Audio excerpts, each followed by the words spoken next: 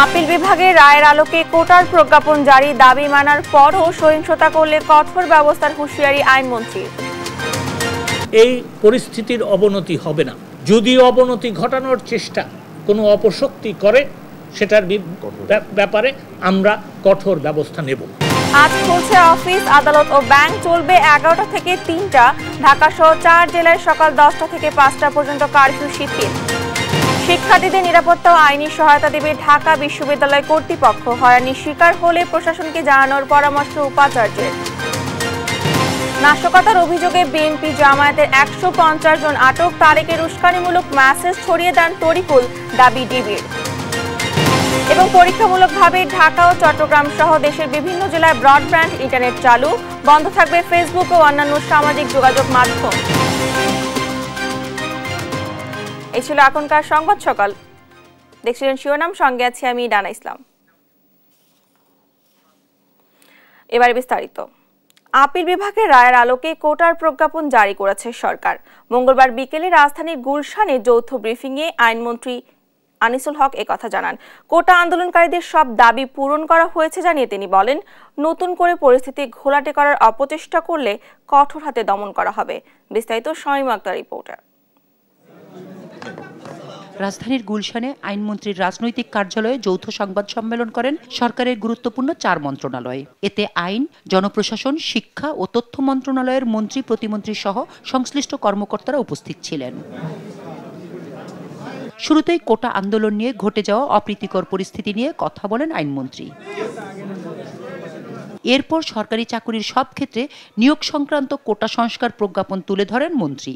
এতে 90% মেধাভিত্তিক নিয়োগ, 5% মুক্তিযোদ্ধা, শহীদ মুক্তিযোদ্ধা ও বীরাঙ্গনার সন্তান, 1% ক্ষুদ্র নৃগোষ্ঠী এবং 1% বিশেষ চাহিদা সম্পন্ন ও তৃতীয় লিঙ্গের জন্য কোটা রেখে সরকারের জারি করা পরিপত্র তুলে ধরেন। এটা শুধু কোটা বিরোধী আন্দোলনকারীদের কোটা সংস্কারের আন্দোলনে ছিল না। বিএনপি, জামাত, ইসলামিক ছাত্র শিবির এবং ছাত্র দলের তারা জঙ্গি হয়ে এই আন্দোলনে সংযুক্ত হয়ে দেশ নষ্ট করার চেষ্টা করছিল। এ সময় কোটা আন্দোলনকারীদের সব দাবি মেনে নেয়ার কথা তুলে ধরেন মন্ত্রী। কোটা সংস্কারের যে রায় সর্বোচ্চ আদালত আপিল বিভাগ দিয়েছে, তা কিন্তু প্রতিপালন করেছি। বিচার বিভাগীয় তদন্তের জন্য একটা কমিটি করে দিয়েছি, তিনি কাজ করা শুরু করেছেন। সাধারণ ছাত্রছাত্রী যারা আহত হয়েছেন তাদের চিকিৎসার ব্যাপারে সরকার দেখভাল করবে। সাধারণ ছাত্রছাত্রী যারা এই কোটা বিরোধী আন্দোলন করছিলেন, তাদের ব্যাপারে যদি কোনো মামলা হয়ে থাকে সেগুলি আমরা অবশ্যই দেখব। শিক্ষার পরিবেশ ফিরিয়ে আনা এবং সকল ছাত্রছাত্রীদের সুরক্ষা ও নিরাপত্তার পরিবেশ সরকার তৈরি করবে। আন্দোলনকারীদের সব দাবি মেনে নেয়ার পরেও কোনো পক্ষ পরিস্থিতি অবনতির চেষ্টা করলে কঠোর হাতে দমনের হুঁশিয়ারি উচ্চারণ করেন আইনমন্ত্রী।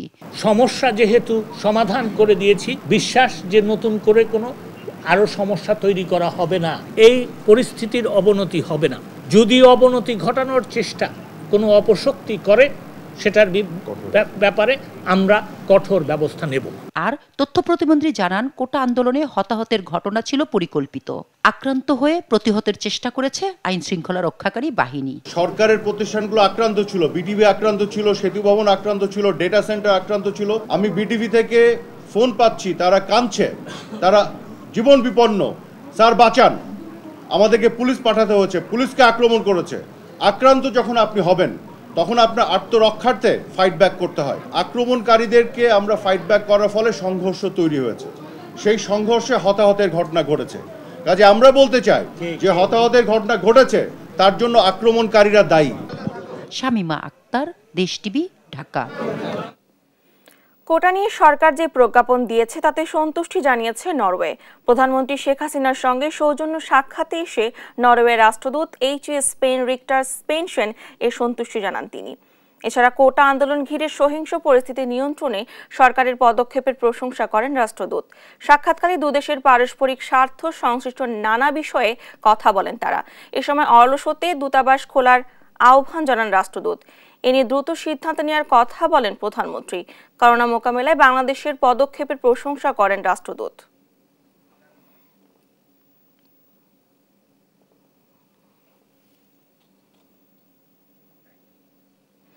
সারা দেশের নিম্নবিত্ত, গরিব ও খেটে খাওয়া মানুষের প্রতি সহায়তার বাড়িয়ে দেওয়ার আহ্বান জানিয়েছেন আওয়ামী লীগ সভাপতি ও প্রধানমন্ত্রী শেখ হাসিনা। এক বিবৃতিতে সরকার প্রধান বলেন, চলমান পরিস্থিতি ও কমপ্লিট শাটডাউনের কারণে সবচেয়ে ক্ষতিগ্রস্ত হয়েছেন খেটে খাওয়া মানুষ। এ অবস্থায় আওয়ামী লীগ সকল সহযোগী সংগঠনের নেতাকর্মী ও সমাজের বিত্তবানদের প্রতি ক্ষতিগ্রস্ত মানুষের পাশে দাঁড়ানোর আহ্বান জানান প্রধানমন্ত্রী।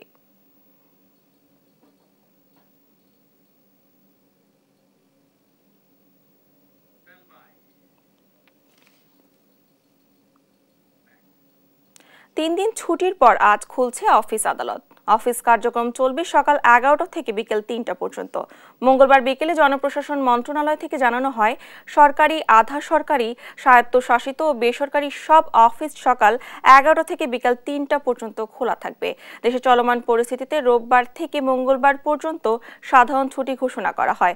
এদিকে স্বরাষ্ট্র মন্ত্রণালয় জানিয়েছে, বুধ ও বৃহস্পতিবার রাজধানীতে সকাল 10টা থেকে বিকেল 5টা পর্যন্ত শিথিল থাকবে কারফিউ। একই সময়ে গাজীপুর, নারায়ণগঞ্জ ও নরসিংদীতেও কারফিউ শিথিল থাকবে। বাকি জেলাগুলোতে পরিস্থিতি বিবেচনায় জেলা প্রশাসক, আইন শৃঙ্খলা রক্ষা বাহিনী ও সশস্ত্র বাহিনীর সিদ্ধান্ত নিয়ে কারফিউ শিথিলের সময়সীমা নির্ধারণ করবে। চলমান কারফিউয়ের পঞ্চম দিন আজ। ঢাকা সহ 4 জেলায় সকাল 10টা থেকে 5টা পর্যন্ত কারফিউ শিথিল থাকবে। এর আগে চতুর্থ দিনে অনেকটা ফাঁকা ছিল রাজধানীর প্রধান সড়ক। তবে আগের তুলনায় বেড়েছে মানুষের চলাচল। তবে তাদের বিভিন্ন পয়েন্টে পড়তে সেনা তল্লাশির মুখে। কয়েকদিন উত্তাল থাকা যাত্রাবাড়ি, রামপুরা এলাকা এখন আইন শৃঙ্খলা রক্ষাকারী বাহিনীর নিয়ন্ত্রণে। সেনা কর্মকর্তারা জানান, সবার নিরাপত্তা নিশ্চিতে কাজ করছেন তারা। বিস্তারিত হাসান মাহমুদের রিপোর্টার। মঙ্গলবার সকাল 11টায় রাজধানী যাত্রাবাড়ির ঢাকা চট্টগ্রাম মহাসড়কের চিত্র এটি। সকাল থেকেই টহল দিচ্ছে সেনাবাহিনীর সাঁজোয়া যান। সারা দেশে চলমান কারফিউয়ের চতুর্থ দিনেও সড়কটি অনেকটাই যানবাহন শূন্য। জরুরি প্রয়োজনে রিকশায় ছিল সবার ভরসা। তবে গেল কয়েকদিন ভীতিকর অবস্থা ছিল বলে জানান বাসিন্দারা। রাস্তাঘাট থেকে শুরু করে বাইরে চলাচলের অবস্থায় খুব ভয়াবহ হয়ে গেছিল। এই রাস্তায় তো সবসময় মানুষ ভরপুর ছিল। রাস্তাঘাটে তো চলতেছি 2-1 দিন ধরে, মোটামুটি একটু দেখতেছি ভালো। আমি এই মাত্র আইসি, আমার দোকান চুরি হয়ে গেছে তো। হ্যাঁ, তালা ভাঙে আমার মাল সামানো সব নিয়ে গেছে, মানে ফ্রিতে কিছু নাই। রাজধানীর অন্যান্য প্রান্তেও রয়েছে কড়া নিরাপত্তা ব্যবস্থা। তল্লাশির মুখে পড়তে হয়েছে মোড়ে মোড়ে। তবে আইন শৃঙ্খলা পরিস্থিতির উন্নতি হওয়ায় স্বস্তি ছিল সাধারণ মানুষের মধ্যে। সেনাবাহিনী থাকলে আমরা ভালো মতো চলাফেরা করতে পারি, আমরা 2টা ডাল ভাত খেতে পারি। এখন এটা তো সব সময় থাকবে না, তো অবভিয়াসলি এখন এক্সেপশনটাকে মেনে চলতে হবে। এদিকে জাতীয় সংসদ ভবন সহ আশপাশের নিরাপত্তা ব্যবস্থা পর্যবেক্ষণ করেন brigadier general M Imran Hamid. জানান, রাষ্ট্রীয় সম্পদ ও মানুষের জানমালের নিরাপত্তায় কাজ করছে সেনাবাহিনী। আমরা দেশের সম্পদ রক্ষার্থে আমরা নিয়োজিত হয়েছি এবং আমাদের সম্মানীয় সেনাবাহিনীর প্রধানের নির্দেশে আমরা এই দুর্বৃত্তকে সমূলে মানে নির্মূল করার জন্য যা করা প্রয়োজন আমরা সেটা করছি। আপনারা দেখছেন যে দেশের এখন জনমনে একটা স্বস্তি, অলরেডি 72 আওয়ার্স আমরা পার করেছি এবং জনমনে স্বস্তি এসছে। আমরা সকল জনগণকে আমরা ধন্যবাদ জানাই যে তারা কারফিউটাকে সঠিকভাবে মেনে চলছেন এবং আশা করব যে যখনই কারফিউ দেওয়া হবে সেভাবে তারা মেনে চলবেন এবং আমাদেরকে সহযোগিতা করবেন। গেল কয়েকদিন থমথমে অবস্থা ছিল রাজধানীর রামপুরা এলাকায়। বাংলাদেশ টেলিভিশন ভবনেও লেগে আছে ক্ষতচিহ্ন। তবে সেখানে এখন পুলিশের পাশাপাশি মোতায়েন আছে সেনাবাহিনী। হাসান মাহমুদ, দেশ টিভি, ঢাকা। এদিকে ঢাকার বাইরেও চলছে সেনাবাহিনী, র্যাব, বিজিবি ও পুলিশের টহল। এতে গেল কয়েকদিন ধরে কোনো সহিংস ঘটনা না ঘটায় জনমনে স্বস্তি ফিরেছে। তবে চলাচলে বাধা, ইন্টারনেট সংযোগ ও ব্যাংক বন্ধ থাকায় টাকা তুলতে পারছেন না কেউ। এছাড়া দিনমজুরদের কর্মহীন হয়ে পড়া সহ নানা সংকটে বিপর্যয় জনজীবন। সহকর্মীদের পাঠানো তথ্য ছবিতে টুম্পা আফরোজার ডেস্ক রিপোর্ট। কারফিউয়ের চতুর্থ দিনে সহিংস কোনো ঘটনা না ঘটায় জনমনে কিছুটা স্বস্তি ফিরেছে। সারা দেশের বিভিন্ন গুরুত্বপূর্ণ স্থানগুলোতে সেনা, র্যাব, বিজিবি ও পুলিশের কড়া টহল অব্যাহত রয়েছে। মঙ্গলবার সকাল থেকে গাজীপুরে সড়ক মহাসড়কে সেনাবাহিনীর পাশাপাশি র্যাব, বিজিবি ও আইন শৃঙ্খলা বাহিনীর টহল দিতে দেখা যায়। মহানগরের 7টি থানা এলাকায় হামলা, ভাঙচুর ও নাশকতার অভিযোগে প্রায় 20,000 জনকে আসামি করে মামলা হয়েছে 26টি। সাভার ও আশুলিয়ার বিভিন্ন স্থানে তল্লাশি অভিযান চালায় পুলিশ ও র্যাব। এছাড়া সেনাবাহিনীর টহলও রয়েছে। মহাসড়কে বেড়েছে ছোট যান চলাচল, তবে বন্ধ আছে দূরপাল্লার ভারী যানবাহন ও দোকানপাট। জরুরি প্রয়োজনে সীমিত আকারে চলাচল করছে মানুষ। কারফিউয়ের চতুর্থ দিনে অনেকটাই শান্তিপূর্ণ রাজশাহী। আইন শৃঙ্খলার সদস্যরা মোড়ে মোড়ে চেকপোস্ট বসিয়ে তল্লাশি চালাচ্ছে, তবে অন্য দিনের তুলনায় মানুষের চলাচল কিছুটা বেড়েছে। স্বাভাবিক হতে শুরু করেছে রংপুরের পরিস্থিতি।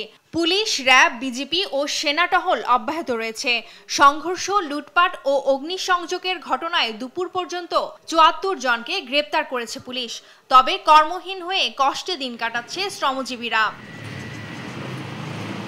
কারফিউ জারির চতুর্থ দিনে ভোলার পরিস্থিতি শান্ত রয়েছে। জীবনযাত্রা কিছুটা স্বাভাবিক হলেও কড়া টহলে আইন শৃঙ্খলা বাহিনী। এদিকে পরিস্থিতি শান্ত রাখতে মাঠে কাজ করছে নির্বাহী ম্যাজিস্ট্রেট। সকাল ৮টার থেকে বিকাল ৫টা পর্যন্ত কারফিউকে শিথিল করা হয়েছে। তবে এই শিথিল সময়ে কোনো ধরনের সমাবেশ বা গণজমায়েত হতে পারবে না।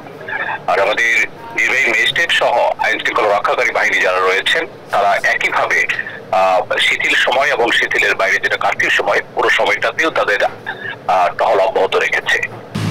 দ্রুত কারফিউ তুলে নিয়ে স্বাভাবিক জীবনে ফেরাতে প্রশাসনের হস্তক্ষেপ কামনা করছেন দিনমজুর, ব্যবসায়ী সহ সর্বস্তরের মানুষ। টুম্পা আফরোজ, নিউজ ডেস্ক, দেশ টিভি। শিক্ষার্থীদের নিরাপত্তা নিশ্চিত এবং ক্ষতিগ্রস্ত হল সংস্কার করেই ঢাকা বিশ্ববিদ্যালয় খুলে দেওয়া হবে বলে জানিয়েছেন উপাচার্য এস.এম. মাকসুদ কামাল। দেশ টিভিকে দেয়া একান্ত সাক্ষাৎকারে তিনি বলেন, শিক্ষার্থীদের সব ধরনের সহযোগিতা দিতে প্রস্তুত ঢাবি প্রশাসন। মাজহারুল ইসলামের প্রতিবেদনে থাকছে বিস্তারিত। আন্দোলনী উত্তাল ঢাকা বিশ্ববিদ্যালয় ক্যাম্পাসে এখন শুনশান নীরবতা। নেই শিক্ষার্থীদের আনাগোনা কিংবা যান্ত্রিক কোলাহল। বিশ্ববিদ্যালয় প্রশাসন বলছে হলগুলো এখন নিস্তব্ধ।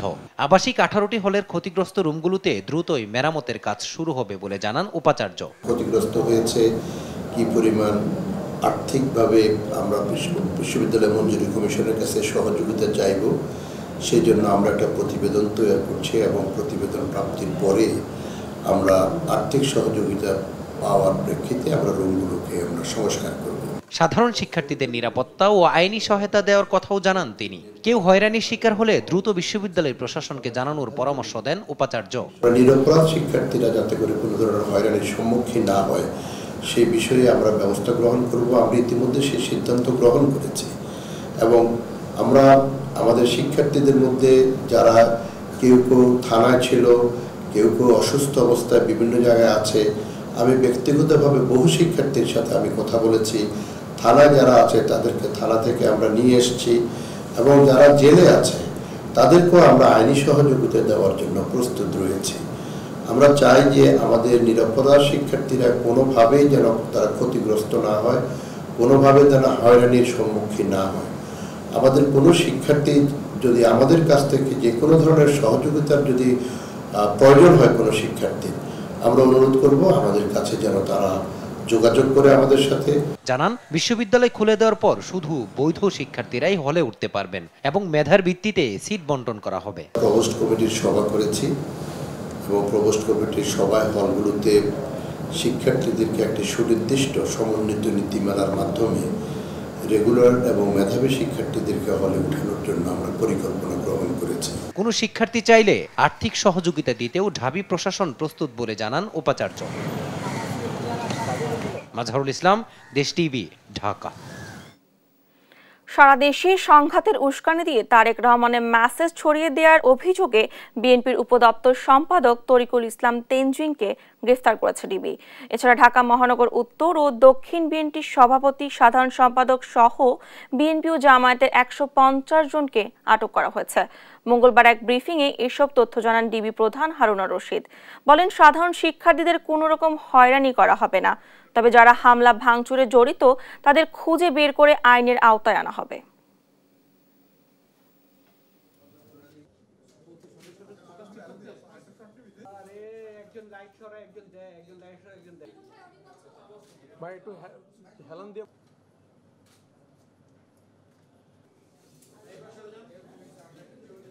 উন্নয়নের কার্যক্রমকে তারা নষ্ট করে ফেলা এবং একটা নারকীয় এবং অরাজকতা সৃষ্টি করে দেশটাকে তারা অকার্যকর করা তাদেরকে প্ল্যান ছিল এবং সেই কথাগুলি তারা অনেকে আমাদেরকে বলেছে যে তারা উপর থেকে এই নির্দেশনায় পেয়েছে, যদি তোমরা এগুলি না করো তোমরা ঘাতে ছড়িয়ে দিয়ে তোমরা চলে যাও। এই কারণে আমরা অলরেডি কয়েকজন রিমান্ড, আমাদের বিশেষ করে সুলতান সালাউদ্দিন টুকু, রফিকুল এবং সালাম এবং ব্যারিস্টার ওসিম, মিয়া গোলাম ফারুক, আমির হোসেন মাহমুদ চৌধুরী, আমিনুল হক, জহিরুদ্দিন স্বপন, তারা অলরেডি আমাদের কাছে রিমান্ডে এসেছে। নরসিংদী কারাগারে হামলা, অগ্নিসংযোগ ও আসামি পালিয়ে যাওয়ার ঘটনা তদন্তে দুটি কমিটি গঠন করা হয়েছে জানিয়েছেন স্বরাষ্ট্রমন্ত্রী আসাদুজ্জামান খান কামাল। মঙ্গলবার কারাগার পরিদর্শন শেষে তিনি আরও জানান, ঘটনার পেছনে কারো গাফলতি থাকলে নেওয়া হবে কঠোর ব্যবস্থা। ইতিমধ্যে আত্মসমর্পণ করেছে 136 কয়েদি। উদ্ধার করা হয়েছে লুট হওয়া 33টি অস্ত্র। সুমন বাবনের রিপোর্ট, জানাচ্ছেন আপন অপু। মঙ্গলবার বিকেলে নরসিংদী জেলা কারাগার পরিদর্শন করেন স্বরাষ্ট্রমন্ত্রী আসাদুজ্জামান খান কামাল। পরিদর্শন শেষে মন্ত্রী জানান, কারাগারে হামলা, ভাঙচুর, অগ্নিসংযোগ, কয়েদি ছিনিয়ে নেওয়া ও অস্ত্র লুটের ঘটনা ঘটিয়েছে যারা, তারা দেশের অগ্রগতি চায় না। দেশকে একটা বিপর্যস্ত পর্যায়ে নেওয়ার জন্য, আমরা যে দেশটা এগিয়ে গিয়েছি সেইখানে বাধা সৃষ্টি করার জন্য এই সমস্ত আক্রমণ আমরা দেখলাম কিভাবে এরা মানে এই অস্ত্রাগারগুলি লুট করেছে, জেল সুপারের বাড়ি পুড়িয়ে দিয়েছে এবং এদের জেলখানা ভেঙে বন্দীদের নিয়ে গিয়েছে। স্বরাষ্ট্রমন্ত্রী বলেন, এই ঘটনায় কারা কর্তৃপক্ষের গাফিলতি থাকলে খতিয়ে দেখা হবে। ইতোমধ্যে ঘটনা তদন্তে করা হয়েছে দুটি কমিটি। কেন এই ঘটনাটি ঘটলো, কারো গাফিলতি ছিল কিনা, কেউ এখানে যোগান দিয়েছে কিনা, সেটি তদন্ত করার জন্য এখানে দুইটি কমিটি করা হয়েছে। একটা আইজি প্রিজন সাহেব করেছেন, সেটা হলো 3 সদস্য বিশিষ্ট, একটা মন্ত্রণালয়ের থেকে আরেকটি করেছেন আমাদের সিনিয়র সচিবের নেতৃত্বে করেছেন, সেটা হলো 6 সদস্য বিশিষ্ট একটি কমিটি করেছেন। এর আগে চলমান আন্দোলন ও সহিংসতার মধ্যে শুক্রবার বিকালে নরসিংদী জেলা কারাগারে হামলা, অগ্নিসংযোগ, অস্ত্র, গুলি লুট ও 836 জন আসামি ছিনতাই করা হয়। সোমবার সব আসামিকে আত্মসমর্পণের নির্দেশ দিয়ে জারি করা হয় গণবিজ্ঞপ্তি। পরে আইনজীবীদের সহায়তায় আত্মসমর্পণ করেন 136 কয়েদি। আজকে আমরা আমাদের আসামিদের সাথে যোগাযোগ করেছি, তাদেরকে কাউন্সিলিং করে তাদেরকে এখানে পর্যন্ত আনছি। যারা এখানে স্বেচ্ছায় আসছে বা আরও আসবে, তাদের ব্যাপারে যেন নতুন করে কোনো আইনগত ব্যবস্থা গ্রহণ না করে, এটা আমাদের আইনজীবী সমিতির পক্ষ থেকে, আমাদের সভাপতি এবং আমি সম্পাদকের পক্ষ থেকে বা টোটাল আইনজীবী সমিতির পক্ষ থেকে একটি নিবেদন থাকবে। বাইরে থেকে আন্দোলনকারীরা আন্দোলন করছে, আন্দোলনকারীরা এরা গেট বা যে কোনো এরা ভেতরে ঢুকছে, ভিতরে ঢুকে আগে আমাদের ওয়ার্ডে আগুন লাগাই দিছে। জেলা প্রশাসক জানান, এ ঘটনায় বহিষ্কার করা হয়েছে জেল সুপার ও জেলারকে। নিউজ ডেস্ক, দেশ টিভি। ঢাকা ও চট্টগ্রাম সহ দেশের বিভিন্ন জেলায় পরীক্ষামূলকভাবে সীমিত পরিসরে চালু হলো ব্রডব্যান্ড ইন্টারনেট। প্রাথমিকভাবে অগ্রাধিকার ভিত্তিতে ব্যাংকিং, কমার্শিয়াল, কূটনীতিক, বাণিজ্যিক, প্রযুক্তি ও রপ্তানি আউটসোর্সিং সহ মিডিয়া অধ্যুষিত এলাকায় মিলবে এই সেবা। তবে এখনই চালু হচ্ছে না ফেসবুক সহ অন্যান্য সোশ্যাল মিডিয়া। মঙ্গলবার রাতে ঢাকা ও চট্টগ্রাম সহ কিছু কিছু এলাকায় ইন্টারনেট চালু হয়। এ সময় কিছু সময়ের জন্য ইন্টারনেট ব্যবহার করার সুযোগ পান গ্রাহকরা। এর আগে রাজধানীর মহাখালীতে সন্ত্রাসীদের অগ্নিসংযোগে খাজা টাওয়ারে ক্ষতিগ্রস্ত ডেটা সেন্টারে পরিদর্শন করেন প্রতিমন্ত্রী। তিনি জানান, পর্যায়ক্রমে সারা দেশে ইন্টারনেট সেবা সচল করা হবে। এ সময় সবাইকে ঐক্যবদ্ধ হয়ে সন্ত্রাসী হামলা রুখে দেওয়ার আহ্বান জানান প্রতিমন্ত্রী। চলমান কারফিউ বিপাকে পড়েছেন গ্যাস বিদ্যুতের প্রিপেইড গ্রাহকরা। ইন্টারনেট না থাকায় কার্ড রিচার্জ করতে না পেরে বিদ্যুৎহীন দিন পার করছেন কেউ কেউ। রিচার্জের জন্য ধর্ণা দিচ্ছেন বিদ্যুৎ অফিসে। ঘন্টার পর ঘন্টা দাঁড়িয়ে থেকে কার্ড রিচার্জ করতে হচ্ছে তাদের। পরিস্থিতির সুযোগ নিয়ে প্রতারণা করছে দালাল চক্র। বিস্তারিত শিউলি রায়ের প্রতিবেদনে। গেল 5 দিন ধরে ইন্টারনেট সেবা বন্ধ। তাই প্রিপেড মিটারে বিদ্যুৎ বিল পরিশোধ করতে না পেরে চরম ভোগান্তিতে রাজধানীর ঢাকার হাজার হাজার গ্রাহক।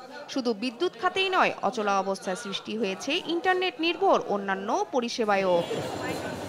দীর্ঘ লাইনে দাঁড়িয়ে কাঙ্ক্ষিত সময়ে অনেকেই পাচ্ছেন না সমাধান। তাই গ্রাহকদের ভোগান্তি এখন চরমে। ভোগান্তির তো আর শেষ নাই। এখানে আসলাম, প্রথম একটা সিরিয়ালে দাঁড়াইলাম, ওই সিরিয়াল থেকে আরেক সিরিয়াল, আরেক সিরিয়াল থেকে আরেক সিরিয়াল। কালকে রাত্রে থেকে কারেন্ট নাই বাসায়, নাই পানি, পাঞ্চ করলেও কারেন্ট আসছে, কারেন্ট আসতেছে না বাসায়। তো প্রত্যেকটা বাচ্চা আছে, মুরব্বী আছে, অসুস্থ আছে, প্রত্যেকটা মানুষ কষ্ট করতেছে। কেন? ইন্টারনেটের কারণ।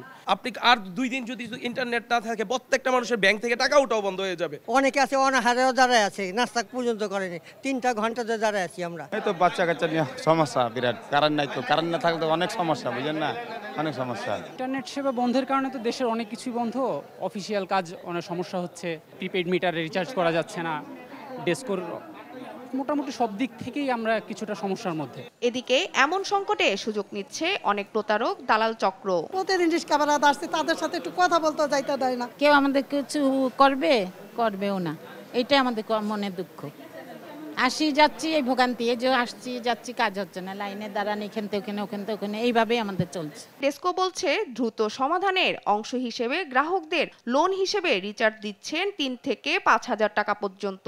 সংকট নিরসনে সর্বোচ্চ চেষ্টা চলছে বলে জানান এই বিদ্যুৎ বিতরণকারী প্রতিষ্ঠানটি। সেই সঙ্গে প্রতারকদের খপ্পরে না পড়তে গ্রাহককে আরো সচেতন থাকার তাগিদ দেন প্রতিষ্ঠানের এই কর্মকর্তা। আমরা কোনো প্রকার টাকা পয়সা লেনদেন করা হচ্ছে না, এর বাইরে অফিসের বাইরে যদি কোনো কিছু থাকে সেটা আমাদের আসলে আয়তার বাইরে। গ্রাহকদের নিজেদেরই সচেতন হতে হবে, তারা যেন এই সময়ে আমাদের ব্যাংক সার্ভিস বন্ধ আছে, মোবাইল সার্ভিস বন্ধ আছে, সেহেতু আমাদের কোনো ধরনের টাকা পয়সা লেনদেন করার প্রয়োজন নেই। আমরা লোন হিসাবে এই বিদ্যুতের ইউনিটগুলো এখন দিচ্ছি। উদ্ভূত পরিস্থিতিতে দ্রুত সংকট সমাধানে ইন্টারনেট সেবা চালুর দাবি সাধারণের। শিউলি রায়, দেশ টিভি, ঢাকা। দেশে উদ্ভূত পরিস্থিতিতে বিপাকে পড়েছেন রাজধানীর কারওয়ান বাজারের ব্যবসায়ীরাও। পণ্যের পর্যাপ্ত সরবরাহ থাকলেও ক্রেতা না থাকায় অলস সময় পার করছেন তারা। গেল 2 দিনের চেয়ে পণ্যের দাম কিছুটা কমে এলেও তা এখনো চড়া বলে জানান ক্রেতারা। বিস্তারিত ইফতেখার রেজার প্রতিবেদনে। সকালে রাজধানীর কারওয়ান বাজার ঘুরে দেখা যায় ব্রয়লার মুরগির কেজি প্রতি 10 টাকা দাম বেড়ে বিক্রি হচ্ছে 190 টাকায়। সোনালিকা মুরগি কেজি প্রতি 20 টাকা কমে বিক্রি হচ্ছে 270 থেকে 280 টাকায়। দরিদ্রের আমিষের যোগান যেখান থেকে আসে সেই ডিমের হালি 50 টাকা। উচ্চ মূল্যের বাজারে সীমিত আয়ের মানুষের কথা মাথায় রেখে পণ্যের দাম নিয়ন্ত্রণে রাখা জরুরি বলছেন ক্রেতারা। মুরগির ব্যাপারটা হচ্ছে আসলে এটা একটা স্থিতিশীল পর্যায়ে থাকা উচিত দামটা, কারণ এটা তো ফিট সবকিছু আপনার ফিক্সড, তো সেখানে এত আপ ডাউন করার তো কোনো প্রশ্ন আসে না। আপনার মুরগির কোনো সমস্যা নাই, মুরগির রেটও ঠিক আছে, সীমিত রেট আছে, এবং কি মনে করেন আপনার বেচা কিনে যদি হইতো তাহলে আমাদের লস আসতো না। এই যে ব্যান থেকে মনে করেন দিনের 10টা বাজে বসে রইলাম, মুরগি বেচলাম মাত্র 2টা, এতক্ষণে আমাদের মনে করেন 150-200 মুরগি বেচা হয়ে যেতে হবে। কারফিউ চলায় বাজারে ক্রেতার সংখ্যা কম, ভোক্তার অভাবে পুরো কারওয়ান বাজারে খাসি জবাই করা হয়েছে মাত্র 2টি। 2 দিন পর আমি আজকে আসলাম বাড়ির থেকে, তাই সে মনে করলাম যে দিই 2 টাকা সব ব্যস্ত দিই, কোনো কাস্টমারই নেই। আর একটি গরু ভাগ করে নিয়ে তা বিক্রি করছেন কয়েকজন বিক্রেতা। সময় তো আমরা 4 দোকানে আমরা গরু কিনে 6-4টা বেশ বিক্রি করি, ক্রেতা নাই ওখান হিসেবে আমাদের হিসেবে ওই হিসেবে চলতে হয়, যখন যে পরিস্থিতি হিসেবে চলতে হয়। ক্রেতা না থাকায় মাছের দামও কম। অবশ্যই এখন যে পরিস্থিতি কিছুটা বেশি তো মনে হবেই। গত 2 দিনের চেয়ে আজকে একটু দাম কম, কিন্তু বাজারে কাস্টমার কম। বাজারে আলু বিক্রি হচ্ছে 55 থেকে 56 টাকায়, দেশি পেঁয়াজ 105 থেকে 110 টাকায়। সবজির বাড়তির দাম কিছুটা কমেছে, সবজি ভেদে 20 থেকে 30 টাকা পর্যন্ত কমেছে। তবুও বাজার করতে কষ্ট হচ্ছে সাধারণ ক্রেতাদের। কারফিউ শিথিলের পর দুপুরে কারওয়ান বাজার পরিদর্শনে যান বাণিজ্য প্রতিমন্ত্রী। সাংবাদিকদের জানান বাজার নিয়ন্ত্রণে রাখতে বন্দর থেকে পণ্য খালাস করা হয়েছে, বাজারে সরবরাহ স্বাভাবিক রাখা হচ্ছে। মাঝে মাঝে যে গ্যাপগুলো হয়েছে কারফিউর, এই গ্যাপের মধ্যে এই মালগুলা আমরা রিলিজ করাইছি এবং পরবর্তীতে ডিসিদের মাধ্যমে আমরা পরিবহন করে আমরা এই হোলসেল মার্কেটে নিয়ে আসছি। বিশেষ করে কাঁচামরিচ, পেঁয়াজ নিয়ে উঠছিল বাজারে। আমরা আজকে পেঁয়াজ, আলু, কাঁচামরিচ পর্যাপ্ত পরিমাণে সরবরাহ আপনারা নিজেরাই দেখেছেন। জেলায় জেলায় পণ্য সরবরাহ নিরবিচ্ছিন্ন রাখতে স্থানীয় প্রশাসনের সাথে যোগাযোগ রাখছে মন্ত্রণালয়। এ সময়ে চালের দাম বাড়বে না বলে জানান বাণিজ্য প্রতিমন্ত্রী আহসানুল ইসলাম টিটু।